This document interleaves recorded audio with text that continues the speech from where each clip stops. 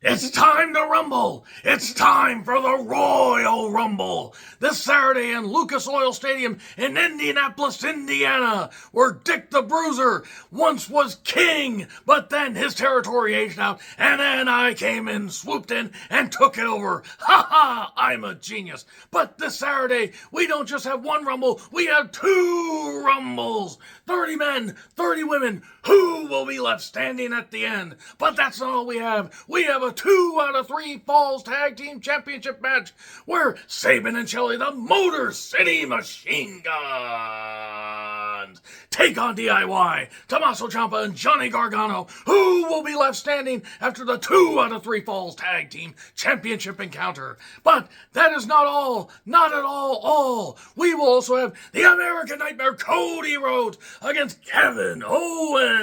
The WWE versus the Wing Spread Eagle Championship. I knew all about spread eagles, but nevertheless, we will put them up in a ladder match. But then we get to the Men's Royal Rumble. We get to the idea from Pat Patterson instead of 20 on the USA Network, where we had a USA special and we went head-to-head with Jim Crockett Jr. because, I'm a genius, damn it. We have LA Knight, John Cena, Carmelo Hayes, CM Punk. I fired him on his wedding day. And we also have main event Jey Uso, the original tribal chief Roman Reigns, Seth freaking Rollins. We also have Drew McIntyre, Rey Mysterio. I remember booking him to have Orton say, Eddie's in hell.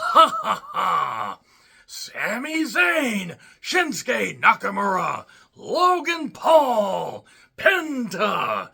God, I wish I had his brother, but I also wish I was running the company. Chad Gable, Braun Breaksteiner. But then we get to the Women's Royal Rumble. That's right, equality, am I right, lads? Nia Jax, Bianca Belair, Bayley, Charlotte, Naomi, she glows and lights up, Liv Morgan, Raquel Rodriguez,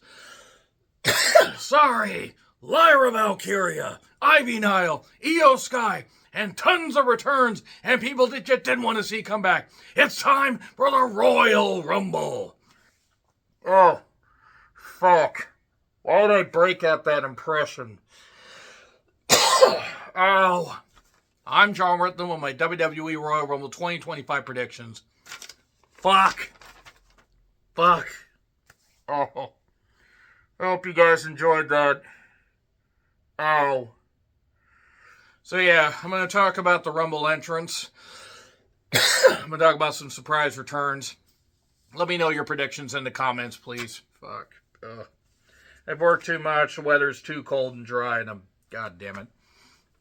So yeah, as of now, Tuesday afternoon, evening, depending on when you see this, we have 15 men, 10 women for the Rumbles. Fuck. I don't mind them declaring for the Rumble, but I do have to say I wish they kept a few of these surprises, actually, from leaking. We have Sabin and Shelley, the Motor City Machine Guns, against Ciampa and Gargano. It's 2 out of 3 Falls match for the tag titles. I hope Sabin and Shelley win. I don't know if Sabin and Shelley are going to win. I don't know if we're going to really get a chance to see that happen. God damn it, I am fucking worn out after that. I really need to stop breaking out that impression. But Sabin and Shelley did lose the DIY. Unless they just have a ton of interference by a bunch of other teams. I don't see why in the world you wouldn't just put the belts back on Sabin and Shelley.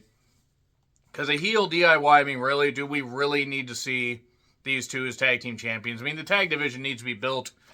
It needs to be built way the fuck back up. They probably should call some teams from goddamn, NXT, but who the fuck are you going to call up to face off against Sabin and Shelley?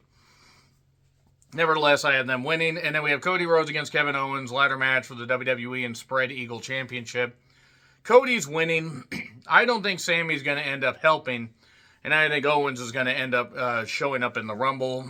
And that's really what's going to happen. We're going to get some crazy bumps. Owens is no doubt willing to just take insane bumps for no goddamn reason. But Cody's going to retain. It'd be cool if Owens won. but I very much doubt that he's going to get a chance. So Cody Rhodes goes on to Mania as a champion. So, the Men's Rumble. I'm going to talk about the entrance first, and then I'm going to talk about some surprises, and I'm going to give you who I think is going to win. So, LA Knight, no. I don't think LA Knight is going to win. I don't think LA Knight needs to win. I think he needs a good showing of about 20 minutes.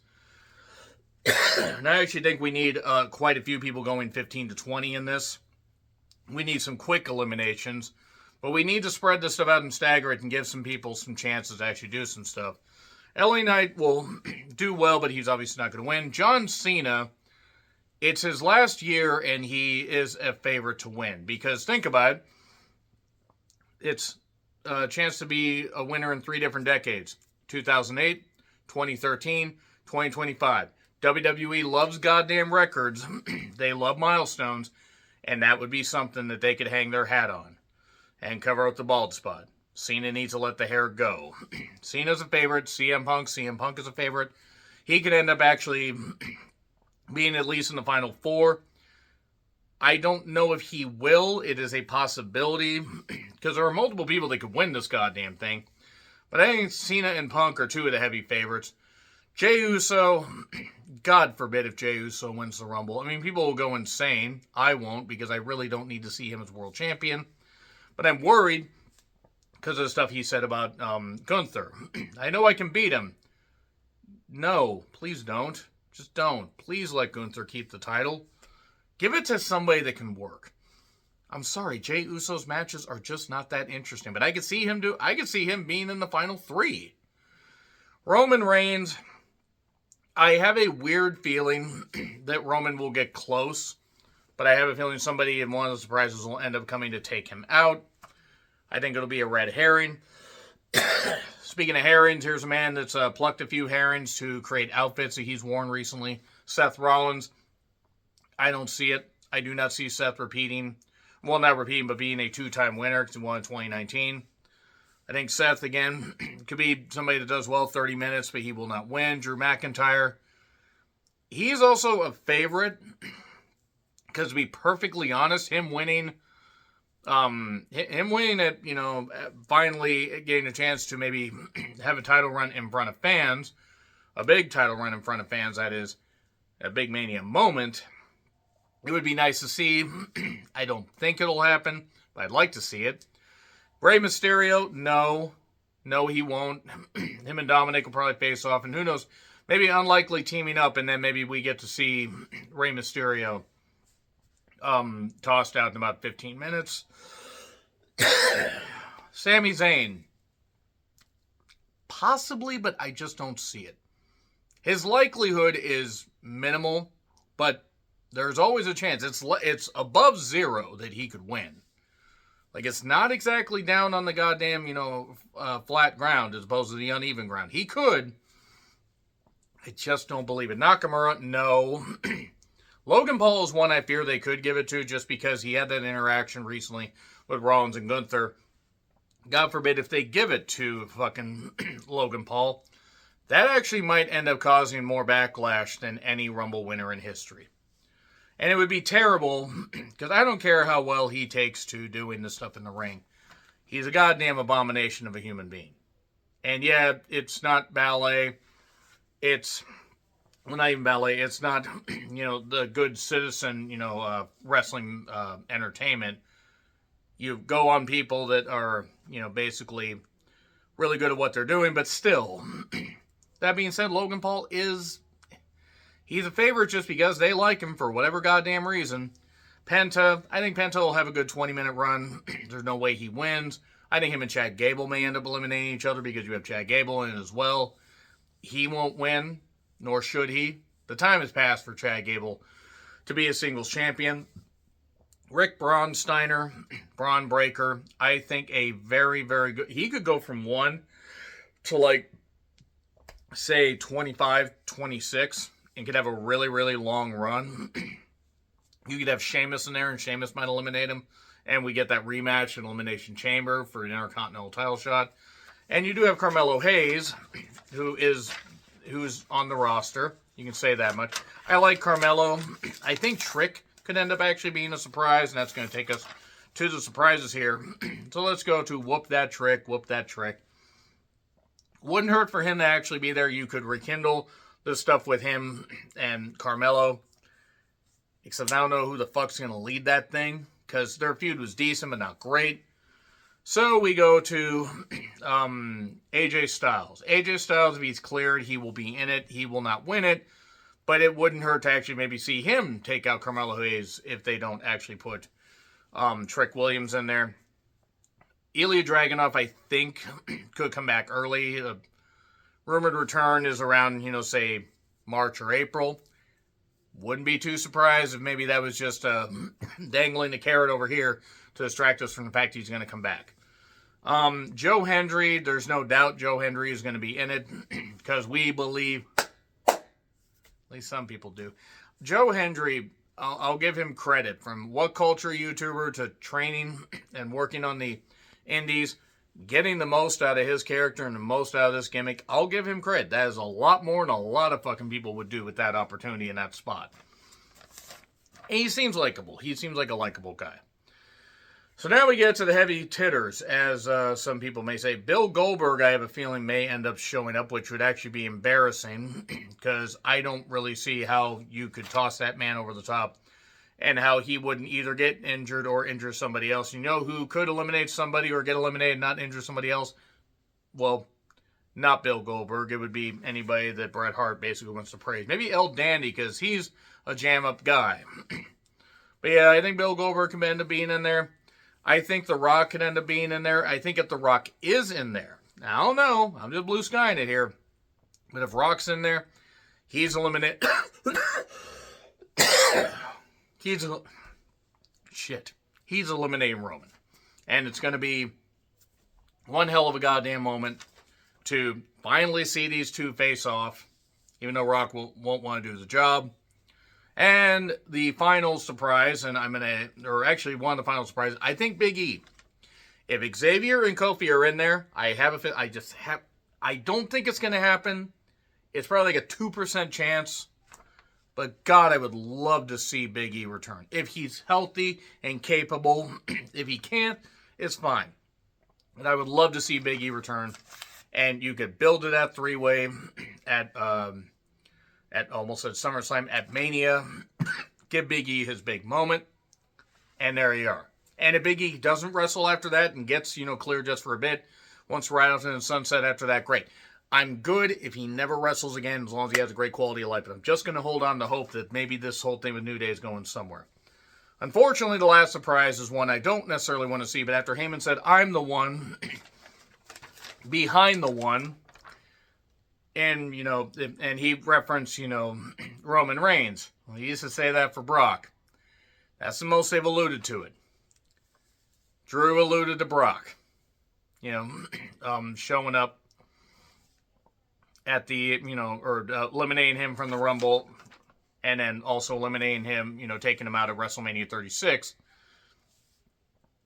I could see it. I could see Brock returning. Now, God forbid if he wins that, but I could see him returning, having a dominant run, and then getting tossed out by somebody. I don't know who the fuck you would have toss him out. Maybe Gunther. Maybe you build up to Gunther versus Brock. That would certainly be something. But now we can move on to the Women's Royal Rumble. Who's declared so far? And by the way, I'm going to give my picks at the end as to who I think will win. Nia Jax has declared. Bayley has declared. Charlotte's got to be a heavy favorite. Bayley won last year. I don't really think Bayley's going to win, but she'll do well. Naomi lasted a long time when she came back last year. Bianca Belair, heavy favorite. Liv, heavy favorite.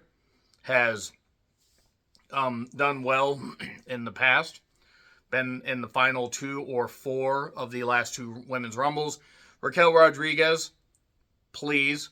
Lyra, I hope Lyra gets a good run. I just fear that after 15, she'll probably be dumped. Ivy Nile, sure.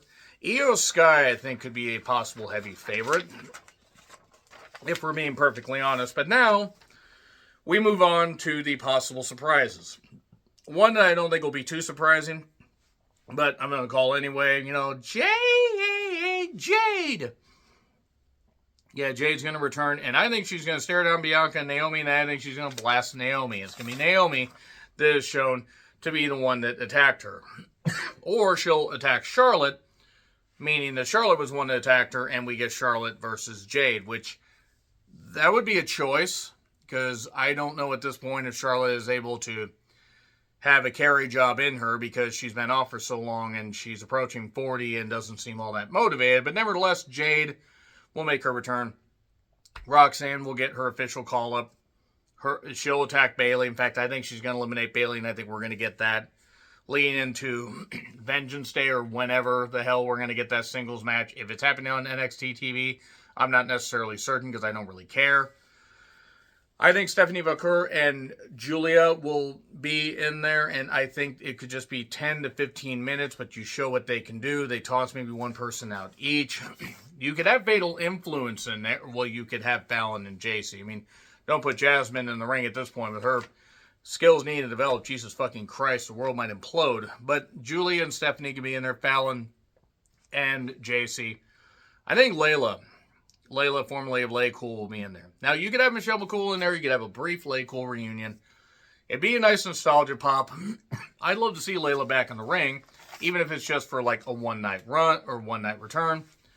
And Jordynne Grace, she's signed a multi-year deal with WWE. She'll no doubt be in NXT to, work some programs. She could be on the main roster, but I don't know how you work her into stuff. You need to call people up from NXT anyway. And Jordynne Grace, even though she is main roster ready, especially after carrying She's a Racist recently, we get to see if Jordynne Grace, is going to be able to grace WWE with some fine matches. Now, I think she's going to do pretty well. I still think she needs a manager because her promos have never been that great, but still, as far as talent, there we go. The big one, though, is going to be the man, Becky Lynch. I mean, there's no doubt Becky Lynch is going to return. It's going to be a big pop. I would have her show up about number 16 or 18. I would have her have a pretty good run. Do something really, really, do something really, really grand. Have Lyra toss her out, maybe. Or have Becky toss Lyra out. Or have them both eliminate each other. And you go with something that is really going to be quite special. It could be a passing of the torch moment.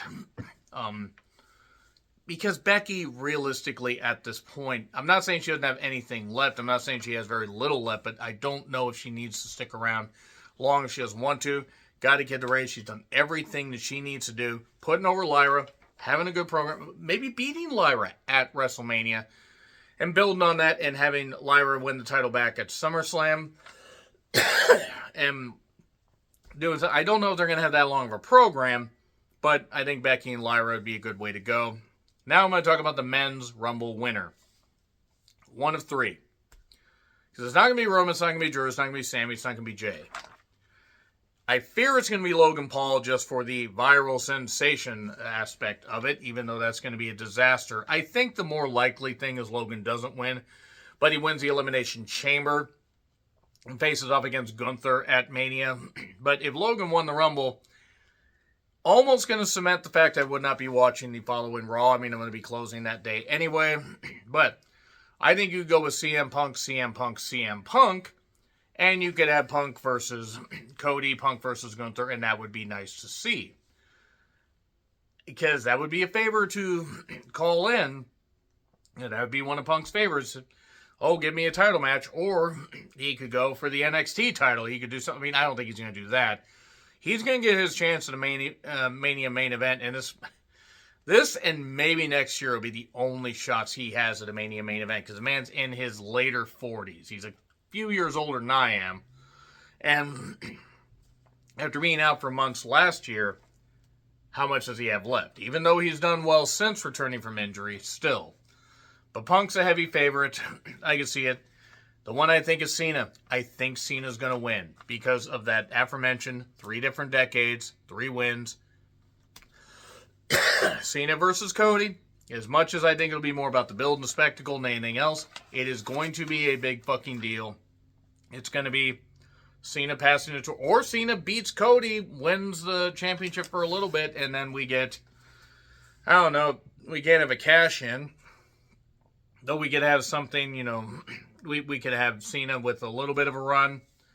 Cody could win it back soon after. I think Backlash, if I'm right, it's in Mexico. That'd be kind of cool. But if Cena doesn't end up beating Cody, then you can have Cody go on a year, more of a year-long run. Because we pass the year, and then he won't lose until the pay-per-view, or PLE, as it were. But I'm going to go with Cena for that aforementioned milestone. As for the women, Io to face off against Rhea, or Charlotte to face off against Tiffany. That's where I think we're going right there. And honestly, if Tiffany beats Charlotte, I'm all for it. If Charlotte beats Tiffany, then that's going to basically just nerf everything that Tiffany has built. Because Tiffany just won the title on the 3rd of January, which means she'll have had it for about 3.5 months by that point. She needs it longer. Charlotte doesn't need the championship, especially on a big stage like that, when she'd already beaten Asuka and beaten Rhea at Mania 36. And even though they had a terrific match, I believe at Mania 39, if I remember right, great match. A whole lot better than I expected. They even got me into it, and I haven't been into a Charlotte match since dinosaurs roamed the earth. Oh wait, that's just Ric Flair promoting Woo Energy. But I think it can be Io, and Io versus Rhea Ripley would actually be a money fucking match. It would be very good to see.